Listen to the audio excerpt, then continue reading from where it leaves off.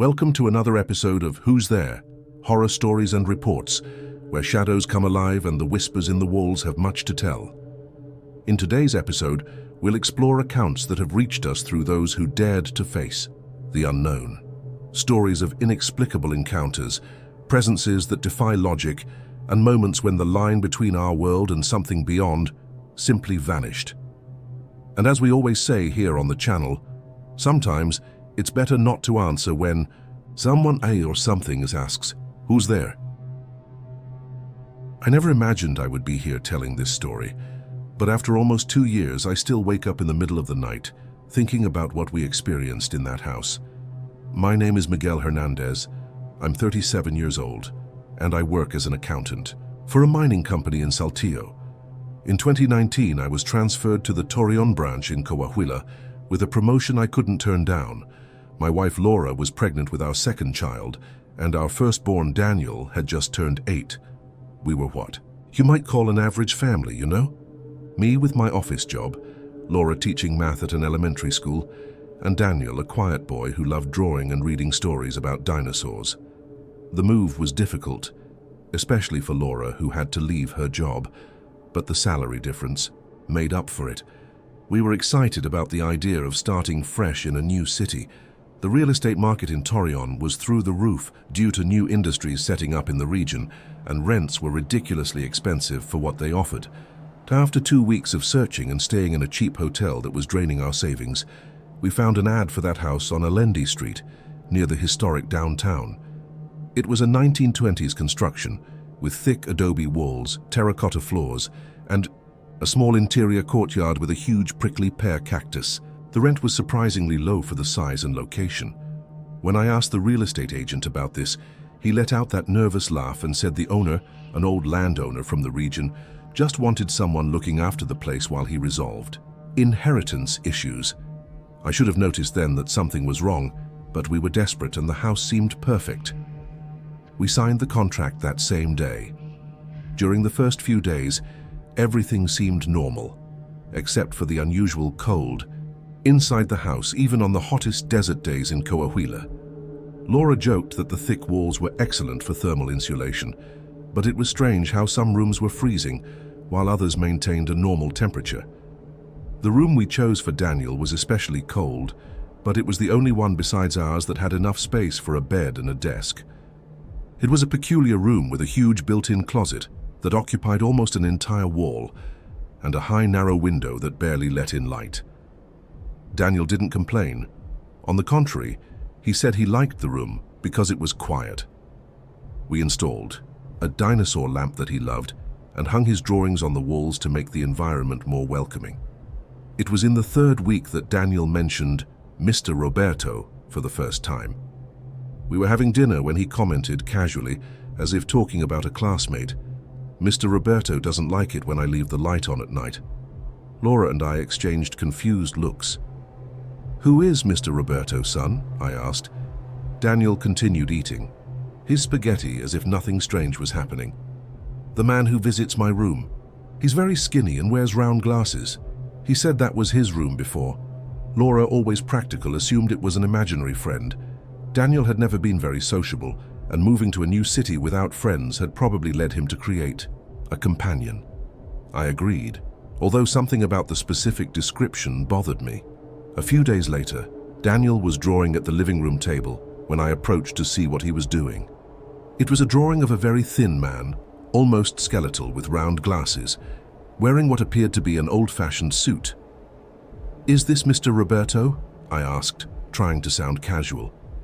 Daniel nodded without taking his eyes off the paper. "He has a really bad cough," he commented, "and he always asks me to turn off the light because it hurts his eyes." That night I talked with Laura about the drawing. She still thought it was just imagination, but suggested that maybe we should take Daniel to a psychologist to help him adjust to the change. I agreed, but something told me there was more to this story than simple childish fantasy. The next morning, Laura called me to Daniel's room with a worried expression. All the books that were on the shelf had been placed on the floor, forming a perfect circle. Daniel swore it wasn't him. "It was Mr. Roberto," he said naturally. He was looking for a medicine book he lost. It was the first time I felt a real chill. How would Daniel, who could barely read beyond children's stories, invent such a specific detail? Laura insisted that he had probably heard the word medicine somewhere and incorporated it into his fantasy. We decided to make an appointment with a child psychologist, but the waiting list was almost a month long. Torreon had grown a lot, but public services hadn't kept up with that growth. Things started to get really strange the following week. Objects appeared in impossible places, the car keys inside the water tank in the courtyard, Laura's glasses hanging from the living room lamp 3 meters high. Daniel developed a dry cough that worsened at night. The pediatrician diagnosed a common allergy in the desert region of Coahuila and prescribed a syrup, but it didn't improve. One night, I woke up to the sound of voices coming from his room. I got up silently and stopped at the half-open door. Daniel was sitting on the bed talking softly toward the dark corner of the room where the large built-in closet cast a dense shadow. "I can't go with you," he was saying. "My mom would be sad." I turned on the light immediately and Daniel jumped with fright. The corner was empty. When I asked who he was talking to, he replied naturally, "With Mr. Roberto. He wanted to show me where he kept the medicines for the sick miners." That same night, after Daniel went back to sleep, I searched the room. The large built-in closet had a strange smell like mold and something else I couldn't identify. Maybe old chemical products. In the back, behind a loose board that I discovered, by chance I found a rusty metal box. Inside was an outdated stethoscope and a yellowed business card that read, "Dr. Roberto Garza, General Medicine, Specialist in Pulmonary Diseases." My blood ran cold. I showed it to Laura, who finally began to share my concern. How could Daniel know the name of someone who had apparently lived in that house decades ago? And why did he call him Mr. and not Doctor? Daniel's cough worsened each day, and he began to visibly lose weight. The doctors did several tests, but nothing explained his symptoms. One night, he had such a severe attack that we had to take him to the emergency room at Torreon University Hospital. While waiting for the doctor, Daniel, feverish and gasping, murmured, "Mr. Roberto said it's the same disease he had, the miner's disease." Laura began to cry, and I felt an irrational anger toward this Mr. Roberto, whoever he was. The next day, while Daniel and Laura were at the hospital for more tests, I decided to investigate the history of the house. I returned home and spent hours in front of the computer, researching everything I could about Allende Street and its history. In a Facebook group called Memories of Old Torreon, I posted a photo of the house's facade and asked if anyone knew anything about its former inhabitants. I didn't expect much, but in less than an hour, a 78-year-old man named Ernesto Valdez responded, "That was Dr. Garza's house. My father was treated by him in the 1940s.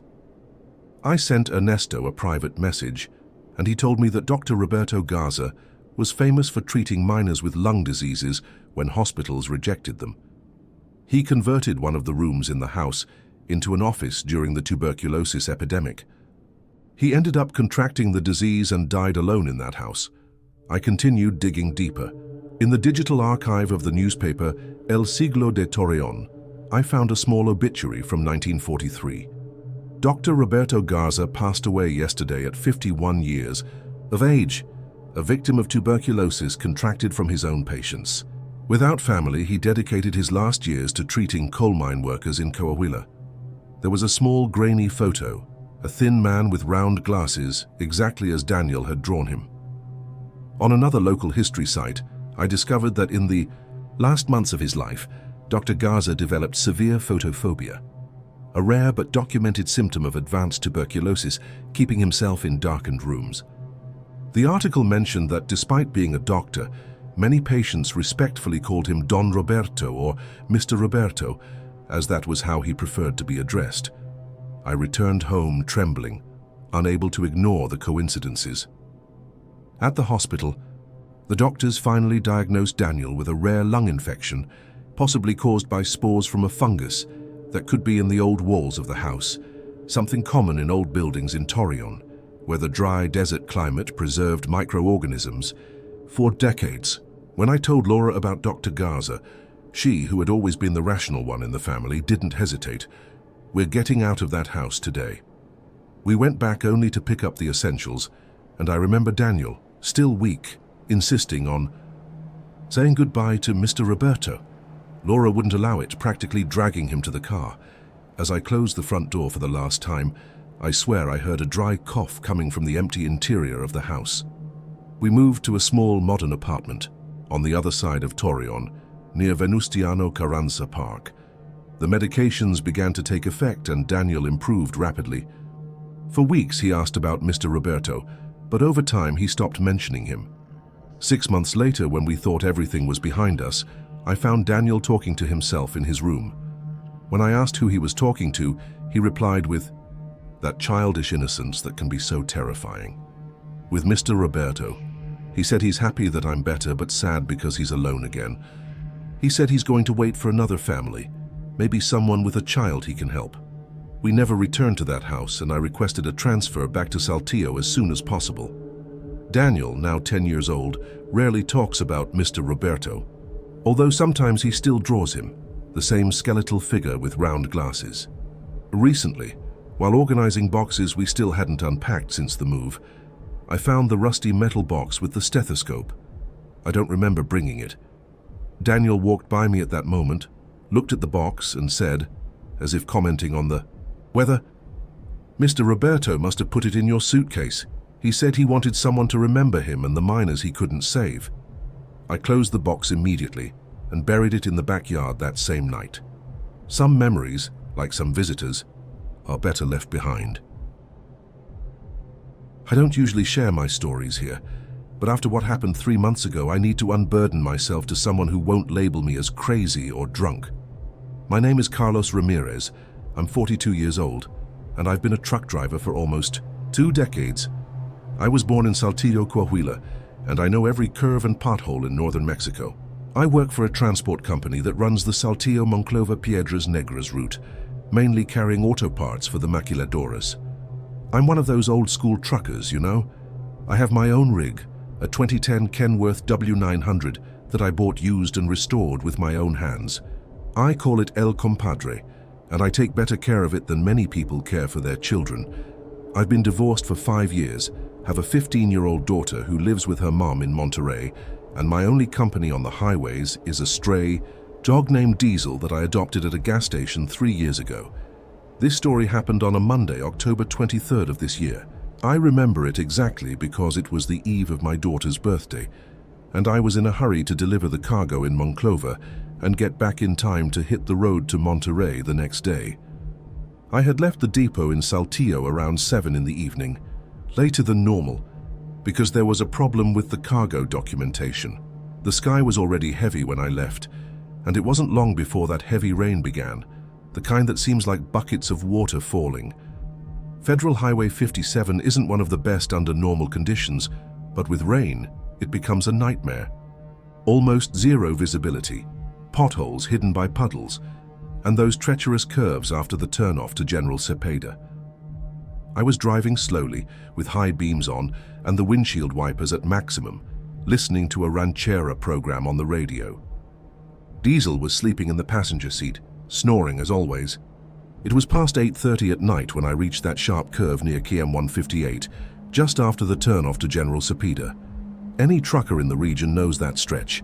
It's dangerous even on dry days. I've seen many accidents there.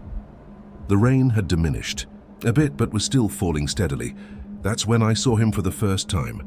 An old man standing on the side of the road without an umbrella, without anything, just with his hand raised asking for a ride.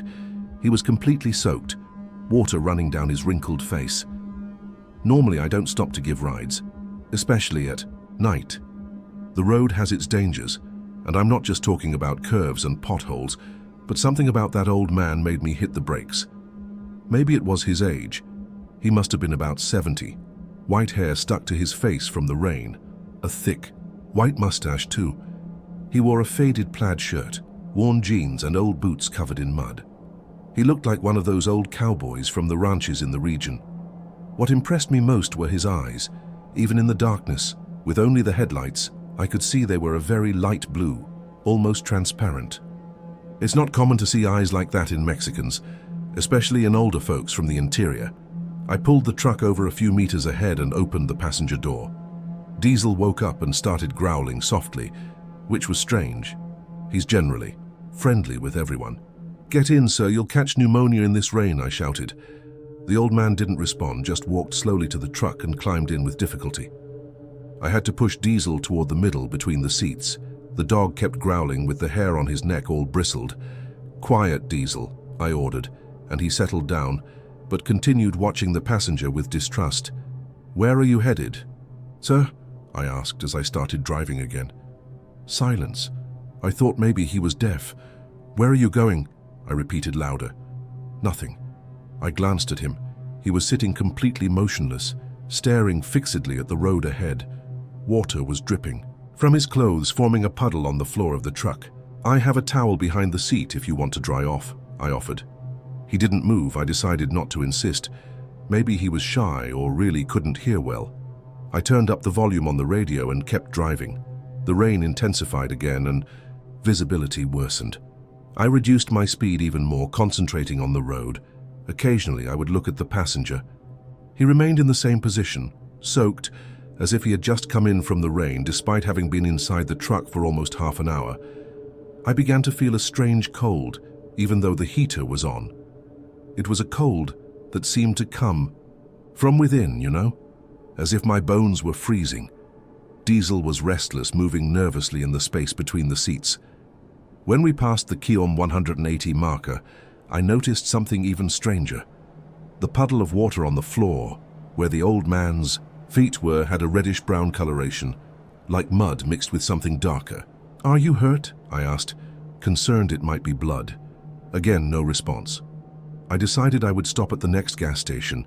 It was about 20 kilometers to the El Desierto gas station, where I always stopped for coffee and a short rest. That's when the first truly inexplicable thing happened. I took my eyes off the road for maybe 2 seconds to check the GPS, and when I looked back at the passenger, the puddle of muddy water had disappeared. Completely. The floor was dry, as if not a single drop of water had ever fallen there. But the old man was still soaked, water still dripping from his clothes and hair. I felt a chill run down my spine. "Sir, is everything all right with you?" I tried again. Absolute silence, just those light blue eyes fixed on the road. When I finally reached the El Desierto gas station, I was already on edge. I parked under the bright lights of the fuel canopy and turned to the passenger. "I'm going to fill up and get some coffee. Do you want to get out, eat something?" He remained motionless. "I'll leave the engine running so the heater keeps working," I explained, though without expecting a response. I got out of the truck and Diesel jumped out behind me, seeming relieved to get out of there. While I was pumping gas, I kept my eyes on my passenger through the glass. He didn't move, didn't look around, just fixed that empty gaze on the road ahead. Inside the convenience store, I greeted Doña Lupe, who's worked the night shift for years and knows me well. "Whoa, Carlos, you look like you've seen a ghost," she commented as she poured my coffee. I didn't respond immediately. On the TV hanging in the corner, they were showing the local news. I was distracted, thinking about my strange passenger, when a phrase caught my attention. "Today marks 1 year since the death of Mr. Eugenio Contreras, the 73-year-old man found dead on Federal Highway 57. I raised my eyes to the TV. They were showing a black and white photo of a man with white hair and mustache, light eyes. My blood froze. It was him. It was the man sitting in my truck at that exact moment. The report continued. Mr. Contreras's body was found near the turnoff to General Cepeda, exactly at the spot where he was abandoned by assailants who had kidnapped him from his small rural property. According to the investigation, the criminals took the elderly man in his own car, stole his belongings, and abandoned him in the heavy rain that night. With heart problems and without his medications, Contreras couldn't survive and died of hypothermia and a heart attack. To this day, those responsible have not been identified. My coffee fell to the floor. Doña Lupe looked at me, frightened. "Carlos, what happened? You're white as a sheet." I couldn't respond. I ran outside toward the truck. The rain had stopped, and the gas station lights clearly illuminated the cab. The passenger seat was empty. There was no sign of the old man. Diesel was sitting beside the truck, looking toward the darkness of the highway with his ears perked. I got into the truck trembling, not from cold but from fear. The seat where the old man had been sitting was completely dry. There was no mark of water or mud, nothing to indicate that someone had been there minutes before. The only trace was a strange smell, like wet earth and something else I couldn't identify. I looked in the rear-view mirror and almost screamed. For a second, I had the impression of seeing those light blue eyes watching me from the back seat. But when I turned around, there was nothing there. I couldn't continue my journey that night. I stayed in the gas station parking lot until dawn, unable to sleep, with all the cab lights on. The next morning, using the gas station's Wi-Fi, I researched Eugenio Contreras. I found more details about the case. He was a small rural landowner from the General Cepeda region, a widower with no children.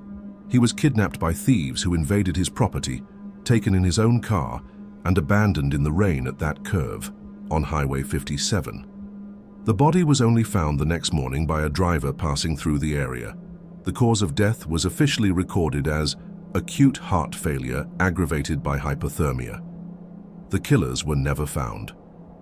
I continued my journey to Monclova with the sun already high, delivering the cargo late. I didn't tell anyone what had happened.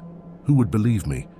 But 3 days later, returning along the same stretch, I slowed down when passing the famous curve. Since then, I've passed through that section other times, always during the day. I've never seen Mr. Contreras again, but I always slow down at the curve and cross myself. Other truckers in the region say it's common to see an old man asking for a ride at that spot, especially on rainy nights, but no one admits to having stopped. Some say he only appears on October 23rd, the anniversary of his death. I don't know if it's true, but I know what I saw. And I know that the next time I pass through there on a rainy night, no matter who is on the side of the road, I'm not going to stop. Some rides are one way only, with no return, both for those who take them and for those who give them. Whenever I talk about what happened, it seems like words don't do justice to the fear I felt. I don't even know where to begin, but I think the most important thing to say is that it wasn't a rational choice. I didn't want that. I was isolated, in the mountains of Sierra de Arteaga, trying to find some peace after the nervous breakdown I had. Rock climbing was my refuge, a way to escape from the crazy head I had at that time.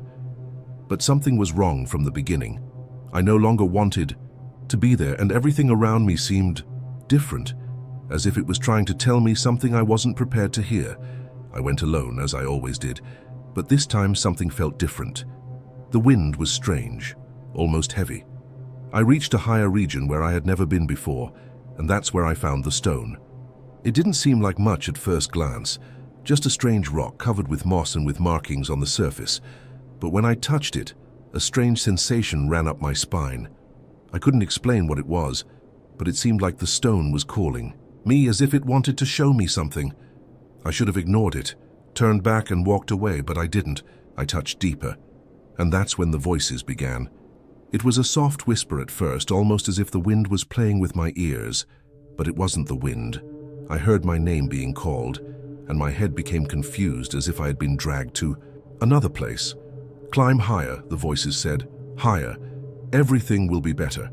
I knew this made no sense, but curiosity overtook me. I climbed, following a route I had never seen before, guided by a force that seemed irresistible. It was as if I was being pulled, a pressure in my chest forcing me to move forward, to climb even higher. The whispers began to grow, but now they were different. They weren't just words. I could feel the coldness of the wind cutting my skin, but there was also something inside me, a growing feeling of desperation. Climbing higher wasn't just an invitation, it was an order. As if by doing what they asked, I was serving something greater, something I couldn't understand. The worst part was that I could no longer think clearly. There was an urgency in each step, a feeling that if I didn't follow that call, something bad would happen. But I didn't know what the bad thing was, and then something hit me. It wasn't just the voice, it was the feeling that I was no longer alone. At first, I thought it was loneliness playing with my mind, but the pressure around me intensified. I looked back, and for a second, I swear I saw something moving in the shadows. I couldn't identify what it was, but fear settled in at once. It wasn't just the stone or the whispers anymore. Something was there with the same will to take me to the summit. Something that had already seen me, had already called me before I arrived. I tried to ignore it, tried to convince myself that I was imagining things, but the feeling wouldn't pass. The pressure increased, as if each step I took brought me closer to something I wasn't prepared to find. I could still hear the voices, but now they were clearer, more urgent. Climb higher, abandoning everything and everyone. You'll see. There was nothing else in my mind besides this. Everything I knew was beginning to unravel. The life I left behind, the things that tied me to the city, they were becoming irrelevant. I just wanted to keep climbing. Fatigue began to build up, but still, I couldn't stop. The terrain became increasingly difficult, more slippery and the stones more treacherous. Even so, something pushed me to continue. I knew I should have turned back, but I couldn't. My mind was weak, my body almost in collapse, but I didn't stop. I was about to faint, but the voices kept calling me. The worst part is that when I looked down, I realized I was already very high up. And then I saw something I never imagined I would see. By that time, night was falling, and darkness was taking over everything around me. But there was something else in the darkness, something that moved. It wasn't just the shadow of trees, or the wind, no. I clearly saw figures as if other people were also climbing there, but they weren't people.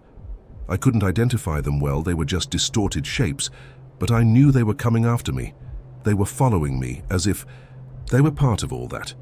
And although I didn't know who they were, my body felt the imminent threat. I was no longer alone, and that sensation froze my blood. The voices began to become more distorted, almost like muffled screams, as if the wind had transformed into something alive. They wanted me to climb higher. They wanted to push me to the top, to the point of no return. I began to understand. Those who came before me, those whispers, perhaps they too were called. They were all trapped there, as if that place had consumed them somehow. I wasn't the first to hear that, nor the first to climb to that point. I was beginning to realize that I was just one more who would yield to that force that dominated everything. When I finally managed to stop and looked back, I could see the faces. They were no longer shadows or distortions. They were pale faces with empty eyes fixed on me, as if they had been watching me for a long time. I couldn't understand if they were people or something else, but one thing became clear. I wasn't safe. It was as if I had been marked, chosen, and now I was part of all that. And deep down I knew there was a choice there. Continue or go back. But I no longer knew if I had the strength to go back. The figures seemed to be watching me, motionless, but I felt they were getting closer to me. The voices were now almost a roar, a constant pressure, as if all my emotions were being drained and replaced by endless dread. Something was asking, begging me to climb higher. I wanted to scream, I wanted to run, but my legs wouldn't respond. I was trapped there among the rocks, among those figures, as if everything around me was conspiring to keep me in that place. I was exhausted, my mind no longer working properly. I looked up and saw the last part of the mountain, the distant peak. It was like a beacon, calling me toward a conclusion I didn't understand. I felt something touch me, an icy hand that passed over my shoulder. The chill was instantaneous. I looked to the side, but saw no one. I just felt it. But that sensation. It was as if the mountain was alive, as if the stones surrounding me knew I was there. I no longer wanted to look up, but I was hypnotized. The voices were screaming, pushing me, forcing me to take a step back and another forward, as if there was no longer any way to escape from that place. Fear took hold of me, but something in me wanted to understand what was happening. With each step, the figures became clearer, more real. Now I could see their eyes, their deformed faces, their twisted bodies. They were getting closer, but not in a threatening way, rather as if they were guiding me, as if they were trying to show me the way. I knew that wasn't normal, but I could no longer control anything. I was following the voices, following the call of those entities that had been there as long as the mountain itself. I no longer had a choice. The summit was near, and my mind was already compromised. All I wanted was to get there, and the worst part is that I knew there was no turning back.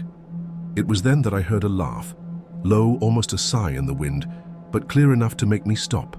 I froze. The laugh wasn't human. It was the laugh of something that was beyond my comprehension, something that had seen all those who had passed through there. I knew the figures weren't trying to help me. They were preparing me, leading me to the final stage. A warning that I shouldn't continue, but that, even so, I was about to fall into that trap. And it was at that moment that I realized I might never leave there. Never again. I didn't want to continue, but I couldn't stop. My body was almost in collapse, but the voice inside me pushed me toward the summit, and I no longer had the strength to fight against it. Each step I took was more difficult, more painful. My hands were bleeding from gripping the rough rocks. My lungs were burning, and with each breath I felt the presence of the figures following me, like shadows dragging behind me. Fear was consuming me, but still, something told me I had to get there. The summit was just a few meters away, and I knew there was no way to turn back. I don't know what I expected to find at the summit. I don't know if I thought something grand or supernatural would happen, or if I simply wanted it all to end. But when I finally reached the highest point of the mountain, I understood. What I found there wasn't a grand vision or an answer. What I found was nothing, an absolute void. There was no great revelation, there was nothing waiting for me, just silence. The wind cut more sharply, but there were no more whispers. The figures had disappeared, and I was alone. But I knew I wasn't. Really alone. Something was still there, watching me. It was in that silence that reality seemed to crumble around me. I no longer knew what was happening, but something inside me told me that I had crossed a boundary, that I had gone beyond something that shouldn't have been touched. And suddenly, fear transformed into a strange sensation of emptiness. It was no longer about climbing, no longer about the voices or the figures. It was as if I had reached a point of no return, where everything I knew no longer made sense. My mind was completely disoriented. I didn't know what was real and what wasn't. I just felt the pressure on me, as if I was being watched all the time, even being there, alone at the top of the mountain. The descent was the worst part. Not because it was physically more difficult, but because the sensation of being followed never disappeared. I could still feel the eyes on my back. I could still hear the whispers, but now they were more distant, weaker. I knew I had gone too far, that I had touched something I shouldn't have, and now there was no way to undo it. The mountain had me. And when I finally reached the base, something inside me told me that it wasn't over. It was as if I was the next one, the most recent, and that the mountain would always have something for whoever dared to climb higher. And that was it. I don't know what happened. I don't know exactly what I experienced. I returned to the city, but the feeling of being watched never left me. I try not to think about it. I try to move on. But, to this day, I can't explain what happened in the mountains. I only know that I was called, that I yielded to the call, and that now somehow part of me is still there, in those rocks. Sometimes, when I close my eyes, I can still hear the voices,